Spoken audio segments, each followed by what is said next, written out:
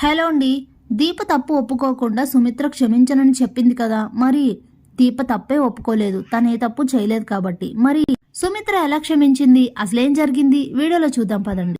దశరథ్ దగ్గరికి కాఫీ తీసుకొచ్చిన దీప అయితే మీరు ఇలా సుమిత్రమ్మ గారిని దూరం పెట్టడం వలన, దానికి నేను కారణం అవడం వలన అసలు ఈ విషయాన్ని తట్టుకోలేకపోతున్నాను. భార్యాభర్తల మధ్య గొడవ వస్తే అసలు భరించలేదు. పిల్లలు తల్లిదండ్రులతో మాట్లాడకపోయినా పర్వాలేదు, కానీ భార్యాభర్తల మధ్య గొడవలు వస్తే భరించడం చాలా కష్టంగా ఉంటుంది. సుమిత్రమ్మ గారు మిమ్మల్ని మీతో మాట్లాడకపోవడం వల్ల ఎంత నరకం అనుభవిస్తున్నారో మీరు ఒక్కసారైనా ఆలోచించారా అని అంటే, తను ఎంత నరకం అనుభవిస్తుందో అంతకన్నా ఎక్కువే నేను బాధపడుతున్నాను. ఎందుకంటే తనని దూరం పెట్టడం నాకంతకన్నా నరకం దీప. ఇప్పటి వరకు ఎప్పుడు సుమిత్రలో ఇలాంటి యాంగిల్ నేను చూడలేదు. తను మొట్టమొదటిసారి జీవితంలో ఒక తప్పు చేసింది. ఇప్పటిదాకా సుమిత్ర అలా లేదు. ఎప్పుడు తప్పంటే ఏంటో తెలియదు తనకి. అలాంటి మనిషి ఈరోజు ఒక తప్పు చేసింది. ఆ తప్పుని సరిదిద్దాల్సిన అవసరం నాకుంది కదా, అందుకే ఇదంతా చేస్తున్నాను. ఇప్పుడిప్పుడే సుమిత్ర మారి మళ్ళీ తన స్థానానికి తను వస్తోంది. సుమిత్ర పూర్తిగా మారి తన తప్పు తను తెలుసుకున్న రోజునే నేను తనతో మాట్లాడతానని అయితే చెప్తారు దశరథ్. ఇక దీప అక్కడి నుంచి అయితే వెళ్ళిపోతుంది. ఈ మాటల్ని పక్క నుండి సుమిత్ర అయితే వింటుంది. ఇక అక్కడి నుంచి వెనక్కి తిరిగి చూసేసరికి జ్యోత్స్న అక్కడ ఉంటుంది. జ్యోత్స్నను పట్టించుకోకుండా కిందకు వచ్చేస్తూ ఉంటే, ఆగు మమ్మీ, అంతా చూసి కూడా ఏం చూడాలంటూ ఏమీ నీకు తెలియనట్లు ఎందుకలా వెళ్ళిపోతున్నావు? వెళ్ళి ఆ దీపని అడుగు, మళ్ళీ ఎందుకు వచ్చావు, మా ఇంట్లో ఇంకేం గొడవలు సృష్టించడానికి వచ్చావని అడుగు. నీకు అర్థం కావట్లేదు, అందరూ ఒకటైపోయారు. తాత కూడా మారిపోతున్నాడు. డాడీని పూర్తిగా వాళ్ళ వైపుకు మార్చేసుకున్నారు బావ దీప. ఇలా అయితే మనకు చాలా కష్టం. వెళ్ళి ఇదంతా ఎందుకు చేస్తున్నావని తనను వెళ్ళిపోమని అడుగు మమ్మీ అని అంటే, నువ్వు మాట్లాడడం అయిపోయిందా, ఇప్పుడు నేను చెప్పనా? అసలు విషయం ఏంటంటే దీప మాట్లాడిన దాంట్లో అసలు ఏ తప్పు లేదు అని అంటుంది సుమిత్ర. స్టన్ అయిపోతుంది జ్యోత్స్న. అదేంటి మమ్మీ అలా అంటున్నావు అని అంటే, అవును, తప్పు దీపేం చేసింది? జరుగుతున్న వాటిల్లో దీప తప్పు ఏదైనా ఉంది అంటే అది మీ డాడీని షూట్ చేయడం మాత్రమే. అదొక్కటి తప్ప మిగతావి ఏవి కూడా దీప తప్పులు కాదు. తను తప్పులు చేసే మనిషి కాదు.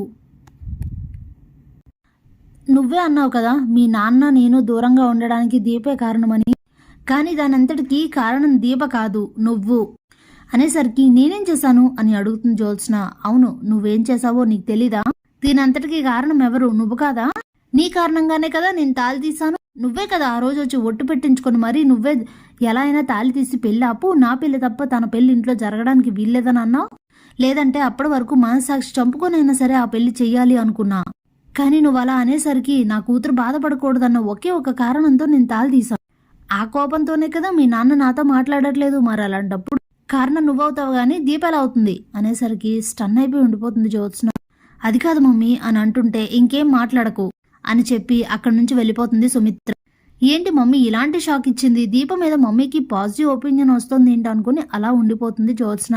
ఇంతలో ఈ మాటలను అయితే దీప కార్తీక్ వింటారు. ఇప్పుడు చెప్తా పద మరదలా అని చెప్పి వీళ్ళిద్దరూ పక్కకు వచ్చి మాట్లాడుకుంటూ ఉంటారు. అర్థమైందా ఇప్పుడు?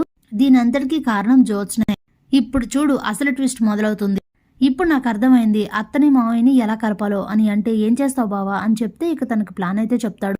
ఇక సుమిత్ర అటుగా వస్తున్నప్పుడు దీప కార్తీక్ అయితే కిచెన్లో వర్క్ చేసుకుంటూ మాట్లాడుకుంటూ ఉంటారు. అప్పుడే దీప, నాకేం అర్థం కావట్లేదు బావా, సుమిత్రమ్మ గారు దశరథ్ గారు ఇద్దరు ఇలా దూరంగా ఉండడం, వాళ్ళు మాట్లాడుకోకుండా ఉండడం అసలేం బాలేదు. ఎలాగో ఏంటో, ఎందుకు ఇలాంటి పరిస్థితులు ఎదురవుతున్నాయో, మునుపెన్నడూ లేనట్టు ఇలాంటివి జరుగుతున్నాయేంటో తెలియట్లేదు బావా అని అంటుంది.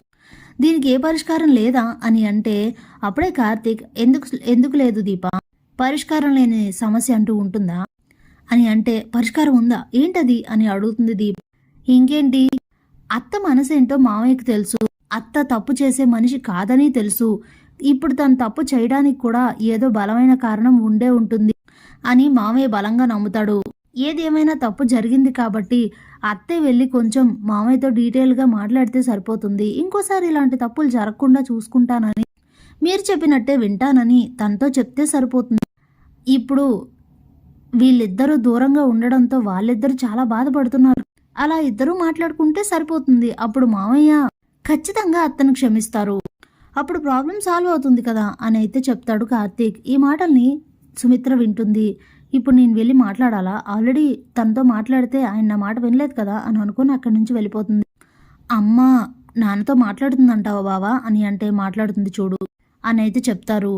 ఇక ఆ రోజు బాగా ఆలోచించి సుమిత్ర అయితే మరుసటి రోజు ఇక నా వల్ల కాదు, కార్తీక్ అన్నట్లు నేనే వెళ్ళి ఆయనతో మాట్లాడడం బెటర్ అని అనుకుని సుమిత్ర దశరథ్ దగ్గరికి అయితే వస్తుంది. ఇక ఏమండి అని పిలిస్తే వెంటనే దశరథ్ లేచి అక్కడి నుంచి వెళ్ళిపోతూ ఉంటే మీతో మాట్లాడాలి.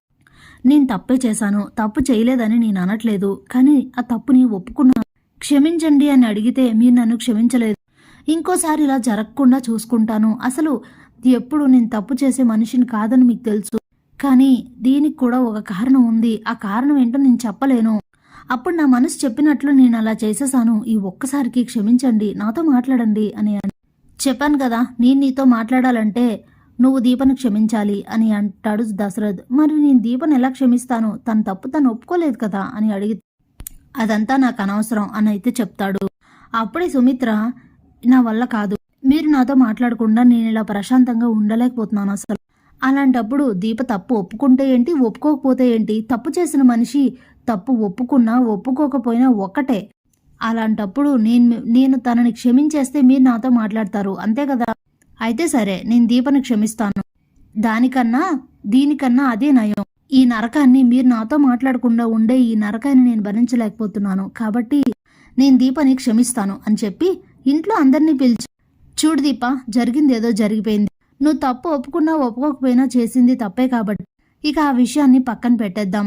నేను నిన్ను క్షమిస్తున్నాను, అందరం ఒక్కటిగా ఉందాం. మా ఆయన నాకు కండిషన్ పెట్టారు, నేను నిన్ను క్షమిస్తే తప్ప ఆయన నాతో మాట్లాడరట. నేను ఈ నరకాన్ని అనుభవించలేను. సరే, ఈ విషయానికి తను అనుకున్నట్లుగానే జరగని, నేనైతే నిన్ను క్షమిస్తున్నానని చెప్తుంది. చాలా హ్యాపీగా ఫీల్ అవుతారు ఇంట్లో అందరూ. ఇక దశరథ్ సుమిత్రతో కూడా మాట్లాడతారు. దాంతో రెండు కుటుంబాలు కలిసిపోతాయి. జ్యోత్స్న ప్లాన్ ఫెయిల్ అయినందుకు కుప్పకూలిపోతుంది. Thanks for watching.